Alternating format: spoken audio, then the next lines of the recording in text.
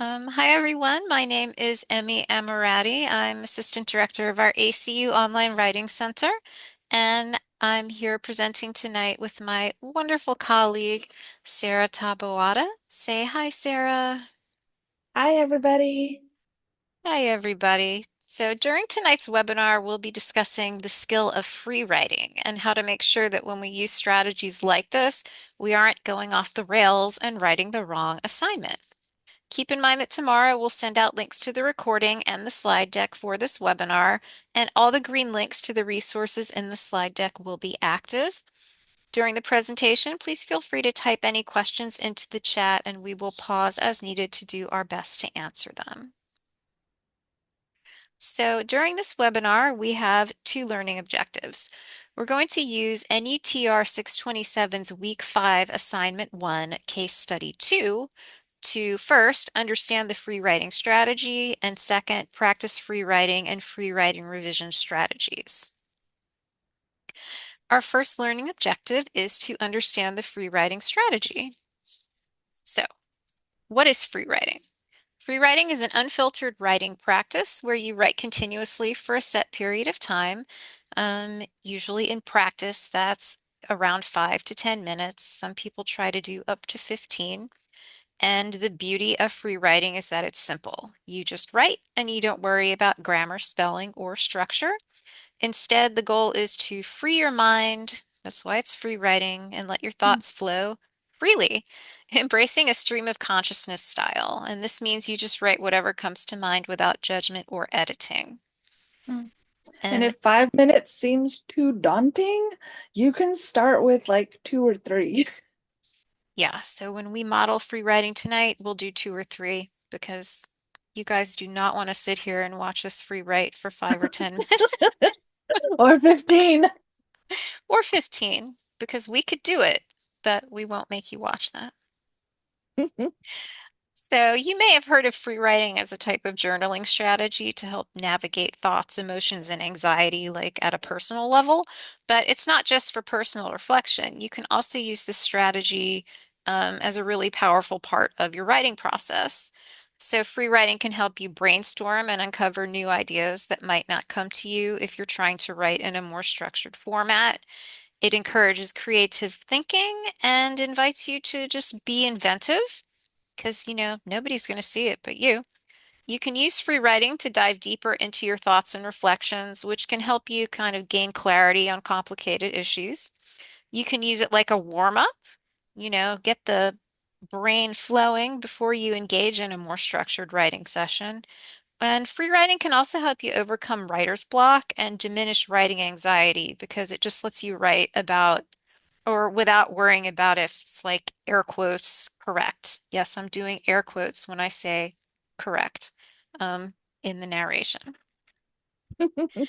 So Sarah and I both really like visuals, and when I saw this image, it reminded me of how free writing works. And when Sarah saw it, she got really happy too. So we made it really Yeah. big to share with you.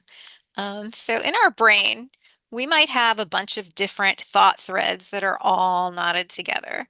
But through free writing, we can start releasing those ideas, untangle them, like, just kind of drop them loosely onto the paper one at a time, and then pull out a thread like that single yellow string of yarn in the middle of the screen. And once we find that thought, we can revise it and reform it into this tight, well-structured, and solid presentation to share with others.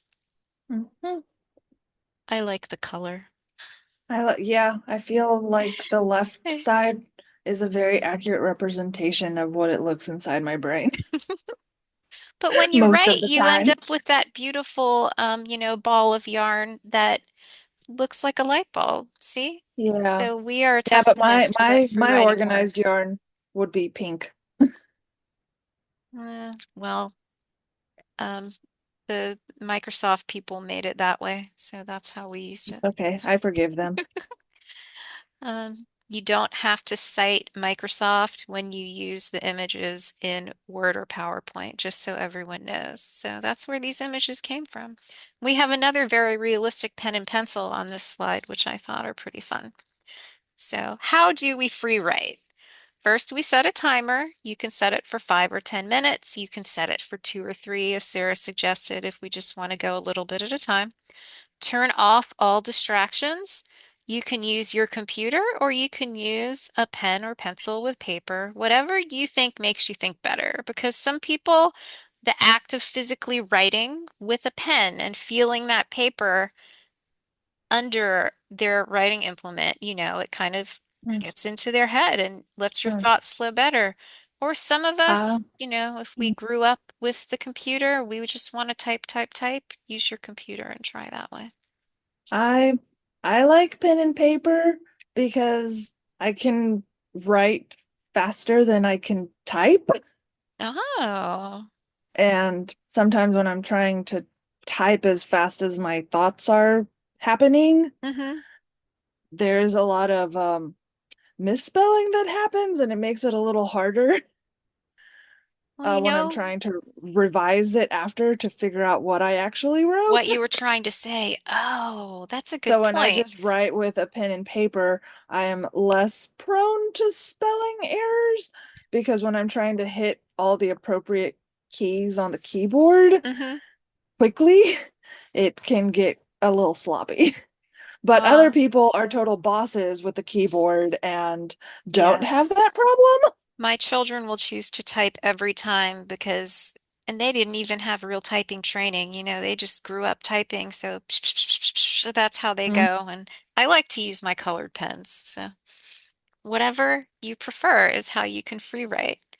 yep. So once you pick your medium for free writing, you're just going to write. You're going to write continuously. You're not going to stop to edit or revise. You're just going to keep writing. And when your timer goes off, you can take a break, walk away, and then go back to it and transition to the revision stage. So to revise, you start by reading through your free writing, which will give you an overall sense of the thoughts and the ideas that you put on the paper. Next, you want to identify main ideas. Look for the key themes or main ideas that emerge during your free writing. These are like those yellow strings of yarn from our picture. If you pull those threads out from your free writing, you can then highlight those to focus on in your composition. As you're pulling out those ideas, be sure to compare them with the assignment requirements to ensure that your free writing aligns with what is being asked. And once you identify those relevant ideas, it's time to take what you've written and revise it for clarity and structure.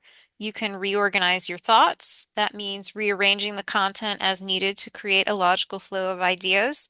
You want to make sure your ideas build on one another effectively. So if in your free writing, point A is in your first sentence and point A is in your last sentence, move them to group both of them together. Next, you can refine your language and clean up your grammar. That's when you go through your writing to improve your word choice, check your grammar and sentence structure, your spelling. Look for opportunities to make your writing clearer and more impactful. Maybe you wrote a really vague phrase and you like the sentence otherwise. Just change that vague phrase to a really strong noun or verb to express your idea. And you also want to ensure, again, that you address the prompt effectively. Double check that it meets the requirements of the assignment and answers the questions posed by the assignment, and make any necessary adjustments to ensure you met those requirements. So for learning objective 2, we're going to practice the free writing and free writing revision strategies. And we're going to do that using a case study assignment from NUTR 627, which is the Nutrition for Diabetes course. If you are in that course and need to access the assignment, you can click the link that's right here in the PDF or slide deck. So the assignment instructions look pretty short. This week you will be using another sample patient as a case study to employ the entire nutrition care process. You must include the assessment information listed below using this form to complete your assignment.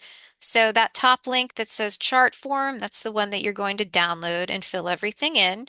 And here is your patient, patient 2. When you click on that bottom link, it's going to take you to the case study. Um, So here are the bulk of the instructions. The assessment that you will need to fill out for the class in that form will consist of patient data, the complete diet history for the patient, the type of usual physical activity for the patient, their socioeconomic background, their medical history, their medical status and diagnosis, at admission and on successive days with dates if available, their medication summary, pertinent lab values to condition with dates and normal ranges, their body weight changes with dates, TEE, protein needs, and fluid needs. There are calculations that you will need to do if you're in the class to determine these needs based on the case. Evaluation of intake compared to estimated needs. And then there are sections on diagnosis. The nutrition diagnosis consists of several PES statements that you need to fill in, the problem, the etiology, and I forget what S stands for, but we'll find out in a minute when we open the case study. Obviously, this is not our area of expertise, diabetes Uh, nutrition. I remembered the first two. I'm proud of myself for that. you should Um, be. Next, you have a section on the intervention. What specific education should be given? What type of counseling should they give to the patient based on counseling theory? Then some patient-centered goals. There's a section on monitoring and a section on evaluation. Please take note that both in the instructions and the rubric, there are sentences that start with the word only that tell you that you do not need to fill in these two sections every line of the form. So for monitoring, you only need to fill in the signs and the symptoms. There are other parts you do not need to fill out. For the evaluation, it says, how will the interventions be evaluated? Only the goals should be evaluated. So you only need to fill in the goals there. And then at the end, you need to add a succinct ADIME note for your case study, written for the medical record with all of those sections, whatever the A, D, I, M, and E stand for. This is the assignment rubric, which goes through the different portions. So you can see that everything on this page relates to the components of the assessment. And if you add all these numbers together, what do you get? 12, 15, 19, 24, 28, 35 plus 10, 45. So 45 points of the assignment are for filling in the assessment sections in the case form. And then the remaining points, you get 10 for the diagnosis, 15 combined for the two parts of the intervention, 10 for monitoring, 10 for evaluation, and 10 for your ADIME note. You're going to notice again that under monitoring, it says student completed the monitoring section and only included the as evidenced section of the PES. So only do that part. And for evaluation, it says student completed the evaluation section and included only the goals. So you don't need for that section to show how you have uh, advanced with respect to the goals. You just need to put the goals there. Mm. So I'm guessing Yeah. if you fill Don't, in the whole thing, they're going to take points off because that's not what yeah. they're Don't asking you make to it do. harder. Don't Yes. make it harder for If it yourself. says you don't have to do something, please don't do it. So we're gonna skim through the case and the chart form just to get us set up to practice our free writing in a few minutes because the thing that we're going to free write relates to these things. So I'm going to change my screen share right now to go through to the case, which is this little girl here, Rachel Roberts. Sarah, can you see the case? Yes. Yes, I see her in her Excellent, it mugshot looking worked. picture. She's sad because she's not feeling well. So, Mm. in patient summary, she is a 12-year-old female who has been admitted to the hospital with acute onset hyperglycemia. The history tells you that she had to go to the ER because she fainted at soccer practice, and she had a serum glucose of 724 milligrams per deciliter, which is super duper high, which is why she has been hospitalized. They don't seem to have any significant medical surgical history. Fortunately, at the age of 12, she is not using tobacco or alcohol. Um, she is a seventh grade female. She only speaks English. It gives background on her household. Um, about her history. She was not feeling well at soccer. She fainted. She's been super duper thirsty, having to go to the bathroom at night. Um, she currently weighs 82 pounds and she is 5 feet tall. They have her vital signs when she arrived at the ER. They have what the doctor has prescribed so far. They've started her on insulin. They've done these labs here. They have not been giving her food. After 12 hours, if she's stable, they're going to start clear liquids and then advance to a consistent carbohydrate diet order to help control her blood sugar. Here's the nursing assessment. Nursing assessment continued. They've given some history on how she usually eats.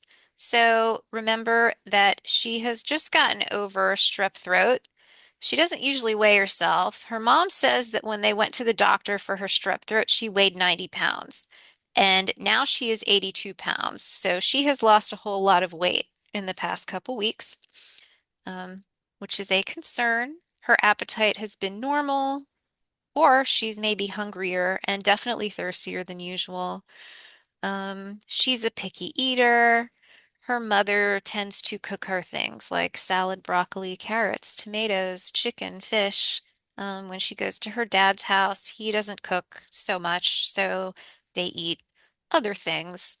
Um, she likes cereal, ice cream, yogurt, some fruits, etc.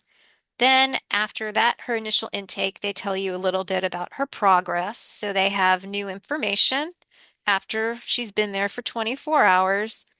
They have this intake and output table. They have lab results that you can consider as you're filling in your chart. Lots of lab results. And that is the end of the case study. So we've learned a little bit about Rachel. Now we're going to glance at the chart form to see what needs to be filled in. Sarah, can you see the chart form?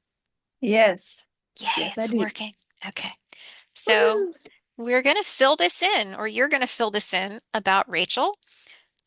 You're going to give basic information about her, do use this equation to estimate her energy needs, estimate her protein needs and her fluid needs. They ask you to summarize her diet history and diet prior to admission. That information was all in the case study. You just need to find it and put it into the chart form, as well as any information about food allergies or intolerances. Um, Intake and output, they want to know what her current diet order is at the hospital, what her intake has been and her output has been. That's all in those charts or tables, excuse me, in the case. Assessment or relation of intake to estimated needs. So what has she been getting and what does she need to be getting? Here you're going to just transfer information from the case regarding these labs that they've conducted on her, information on the current medications, things you need to check off related to intake, digestive problems, physical and mental status, metabolic stressors, access, evaluate based on what they've said. Is she adequately nourished, obese, at risk for malnutrition, or malnourished based on her physical appearance? And then what is her nutrition risk level? These are these PES statements.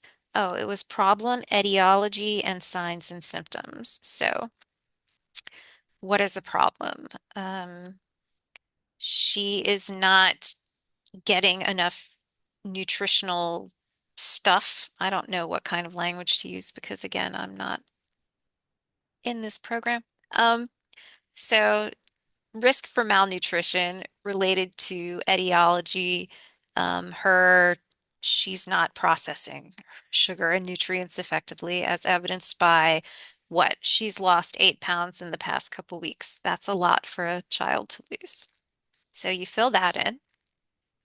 Then we get to the intervention and treatment um, page where you need to go over treatments and procedures, education, counseling, short and long-term goals, expected outcome and goals, and then how they will monitor it. Then down here for evaluation. So the monitoring and evaluation sections are where you do not have to fill in everything. So for monitoring, you only need to fill in the signs and the symptoms from your PES statements. And for evaluation, you only need to fill in the goals. You don't need to comment on the progress because they haven't been progressing towards them yet. And then you sign it at the bottom, like you're the dietitian. So that is the assignment that we're basing our free writing activity on. Let me go back to my PowerPoint. So we just saw that this assignment is a lot of reviewing and analyzing the case study just to plug information into the chart form or to use the information to apply calculations that are outlined on that chart form. So you may be wondering, how does free writing apply here? In this context, we still have some information that we need to invent that will be in sentence form. So, for instance, maybe after reading the case and picking out and transferring all these details, my mind would be so bogged down in the details that I can't figure out where to start creating relevant interventions and goals. So, maybe free writing could help me sort out my thoughts in that respect. So, first, before I start free writing, I need to consider who the patient is. Rachel is a 12-year-old patient with diabetes. She is experiencing hyperglycemia, recent weight loss, and increased thirst and urination. So, based on that, and with the thought that I am going to try and come up with some goals for her, I'm going to switch now to another page, which is a blank Word document, which is here. Sarah, do we see a blank Word document? Yep, I sure do. Excellent. So, I am going to start my 2 or 3 minute timer and I'm just going to start typing to think about goals that we can create for Rachel. And remember, I'm not a very good typer. So if I make mistakes, I'm going to try not to worry about it. I'm just going to let them stay there on the page and we're going to go back later and read. Okay, are we ready? All right, All and right, go. go. Okay, so let's see. Rachel is a 12-year-old girl who needs to feel better. So I need to make goals for her. She might be feeling foggy, she said in her head. Be feeling foggy because she's depressed about being in the hospital. So let's see. First, I think she should make a scrapbook. To keep up her spirits in the hospital. Oh, art therapy is great for mood. I have a bachelor's in art history, so I know about art therapy. Um, she plays soccer, so maybe she should plan a fun day with her soccer friends to help her forget about her health problems. Oh, they could have popsicles. Because let's see, on all those old TV shows, when kids are in the hospital for their tonsils, they give them popsicles and ice cream. And my mom always said that was because it made your throat feel better, but I think maybe it's because they're feel-good foods. Um, oh, and the popsicle would help her stay hydrated. She's having problems with hydration. And also, I think she could benefit from talking to her parents and the healthcare providers about how she's feeling and what she's thinking. Because getting a health diagnosis is usually pretty stressful and it can help her learn how to manage things. Ding, ding, ding, ding, ding. Oh no, my timer went off. All right, that's good. So I've poured these things from my brain down onto the paper, and I am trying to write goals for Rachel. So, Sarah, I've got some main ideas about my short-term goals. We are talking about, oh, look, I got art therapy would be great for her mood. Feel good foods to make her happy, like popsicles. Um, Uh, question. she can talk to her parents and the healthcare providers because that's always a good thing. Yes? Isn't she in the hospital for diabetes? Oh, you're right. She is in the hospital for diabetes. And don't like popsicles have a lot of sugar? Well, yeah, so maybe they wouldn't be giving her popsicles. I may need to rethink that. But how about the goals otherwise? Do you think I should be writing goals to focus on her sad mood? Yeah, that's definitely helpful. Okay. What are, yeah, so I have some short term. Yeah. Um, What about our long term? hmm. I don't know. I don't think I have anything about that yet. And I probably also, since this whole assignment requires me to think about her diabetes and things like that, diabetes management, I should probably put some more specific goals about that too. But I still kind of Mhm. think the self-monitoring and by communicating with her parents and the healthcare providers would be a good thing. You Yeah, think I think you're heading in the right direction. okay. All right. So I'm going to try again, and this time I'm going to think more about specific measurable goals related to the diabetes management. All right, I'm going to go to a new part of my paper.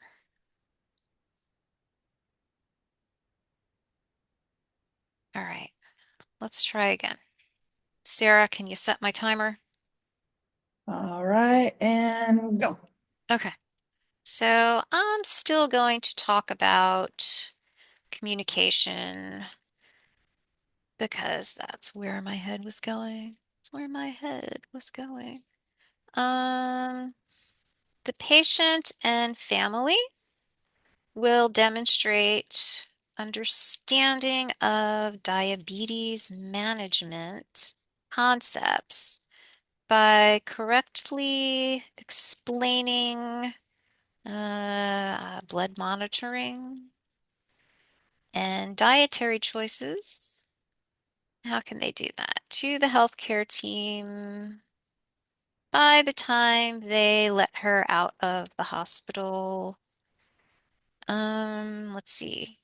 Sarah said longer term too. Okay, the patient will attend follow-up appointments with, I don't know, someone at least every 3 months to review diabetes management and adjust her treatment. Oh, that's good.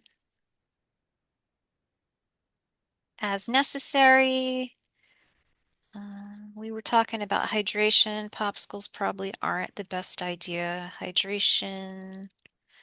The patient will consume at least some milligrams, I'm not sure, milliliters of fluids daily during hospitalization why would she be doing that? To ensure proper hydration, and they could monitor that every shift. And the patient will participate in, okay, she also needs to eat healthy. So the development of a personalized, I'm not going to check my spelling, meal plan with a dietitian, with a registered dietitian within 72 hours of admission to the hospital. Ding, ding, ding, ding, ding. Oh, okay. Let's see what we ended up with this time. A lot of misspelled words, but that's okay. We can go back and fix that.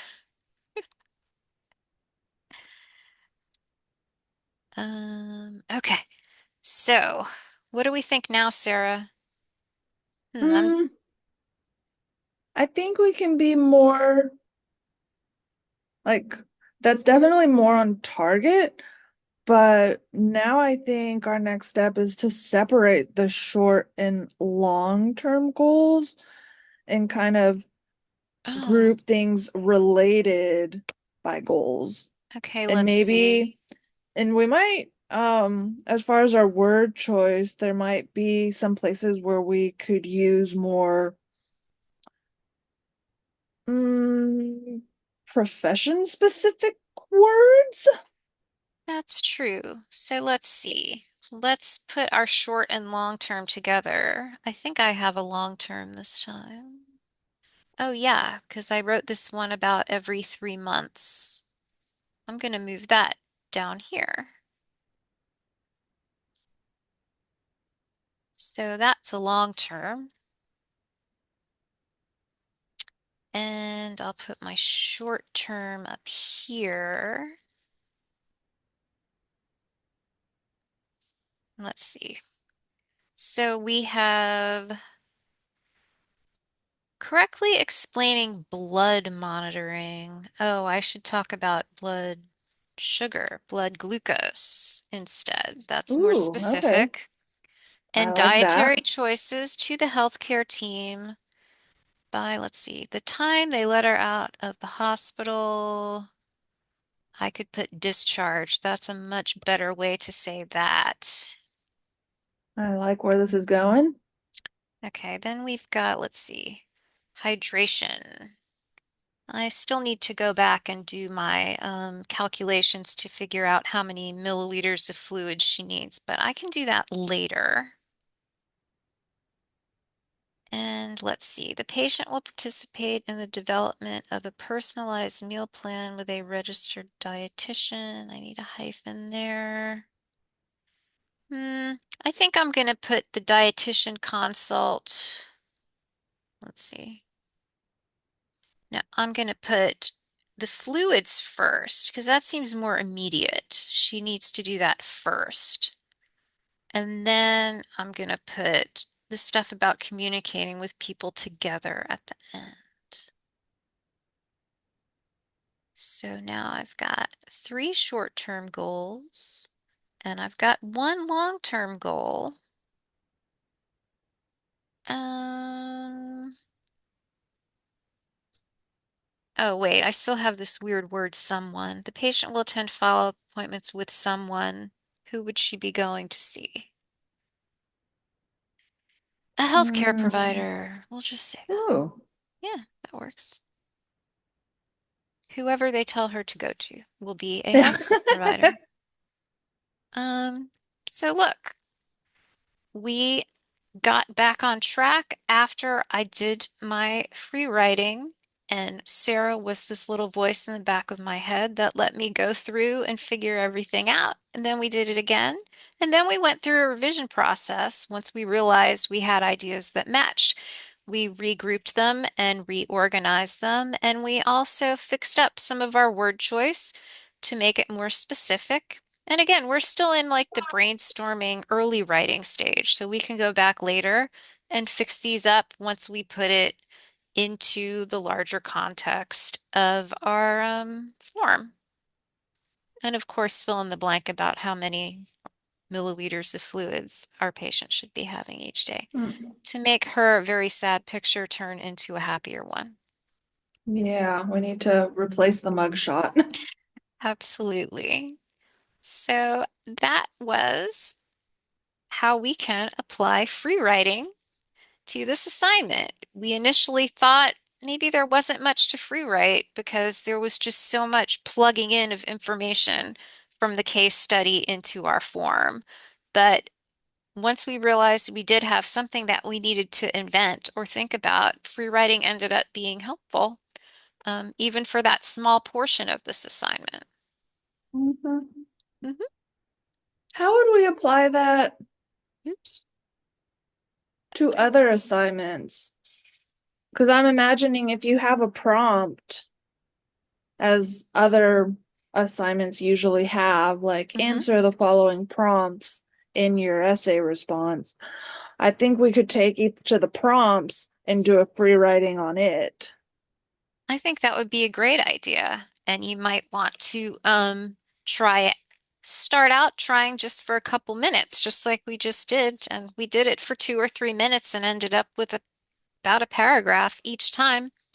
Mm-hmm. And then if you get into the groove of things and feel like you're comfortable going for longer, then you can try for 5 or 10 minutes and see what you come up with. And then just go through that process that Sarah and I just modeled of reading it to make sure that it's on track, identifying the ideas that are on track, and then maybe take those ideas that were correct and try doing it again to see what else you can come up with. And then once you get something that's really on target with good details, you can revise and edit and put it into your draft. And then try that for the next question or the next section. And then you'll end up with a nice rough draft that you can go through and see how everything works together. Yay. Mm-hmm. Yeah. And I think, in our example here, we had each other to sort of back and forth with. And for Hmm. students, they can do that by scheduling Zoom appointments with a tutor. Absolutely. Maybe you manage to do free writing, but then when you're trying to clean it up, you get stuck. That's definitely, you can reach out and have a tutor help pull out Absolutely. where the connections are with what you free wrote. In fact, before this webinar, we did one about scheduling Zoom appointments. And one of the examples we gave was maybe you've done your brainstorming and you're not sure how to turn that into a more polished paper.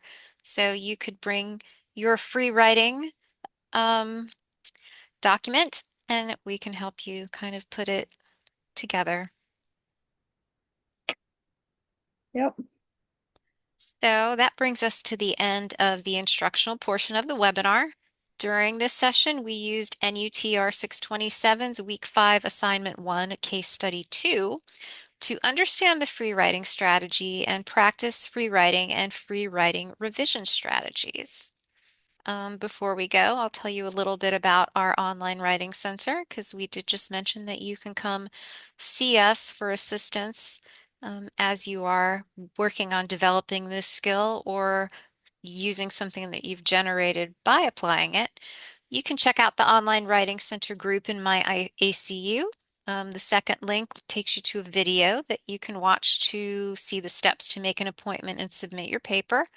We work with you at any stage of your writing process. Obviously, tonight we're talking about free writing.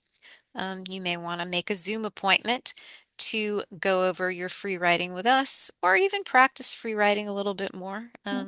Yeah. Obviously, we are not intimidating people and we showed you how I just showed you how I free write and it's sloppy and messy and obviously that's not something I would turn in, but that's how we start. And Yeah, it's a good. we take that messy mess of yarn, pull out our ideas and make that beautiful solid yarn ball that serves as a metaphor for a light bulb that is great ideas that makes everyone's world glow. So you can come and do that with us during a Zoom appointment, or you can Hmm. also schedule an email asynchronous appointment in which you upload your paper. We send you feedback by email within 24 hours, and the title of that email would be a Writing Center report. In addition to tutoring, we offer a lot of writing related resources on our website, which we'll tell you a little bit more about before we finish up. To submit your paper, you go to our online writing center website and schedule an appointment, and then you can upload your paper to the appointment form. You do not need to upload your paper as soon as you make the appointment because you can schedule your appointments 2 weeks in advance. So you are welcome to schedule your appointment and then come back later to upload. Or if you don't have something to upload and you're doing a Zoom appointment, you can just come with your questions ready, and we will talk about them. You can contact us at Online Writing Center at acu.edu. For instance, if you have a small question about a citation or a reference, or can you please just look at this one sentence and tell me what you think? If you send it to our central address, one of our tutors will send you a response. If you have a more heavy duty question, you can click the second link to schedule an appointment, or you can go to our online writing center website where we have resources like these. We have our APA course paper template, which takes all of the guesswork out of formatting an APA paper. You have access to our YouTube channel where we post webinars like this one, and our online writing center blog where we comment on a range of topics related to writing, approaches to writing, APA formatting, using AI or considering use of AI as we're all diving into that new area of the world. We do have other webinars that you may be interested in watching. In particular, we have a series called the Academic Writers Toolbox posted on our website, and they go over other strategies like for brainstorming or organization or time management or ways that you can reduce your anxiety as a writer. So I've linked those two of those. I believe there are three total, but two of them here. And this concludes our webinar on going off the rails, how to check if you're writing the wrong assignment. We started out writing the wrong assignment for sure in our scenario, and we ended up back on track. We hope you found all the tips and resources that we provided tonight helpful, and we thank you all for learning with us today. And Sarah, we would like you to say goodbye as well. Thank you so much, everyone, for joining us. We hope that this was helpful, and we hope to see y'all at another webinar or at a writing center appointment. Absolutely. And we hope you had as much fun watching this as Wah, Sarah and I wah, wah, did. wah, wah. Yeah, I got through the whole webinar without stumbling over my words, and I had to do it right at the end, but that's okay. Of course, it had to be snuck in there somewhere. It does every time with me, but that's okay. Thank you, Hey, everyone. at least we didn't have to keep saying synthesis for this webinar. That will come back next term. Bye, everyone.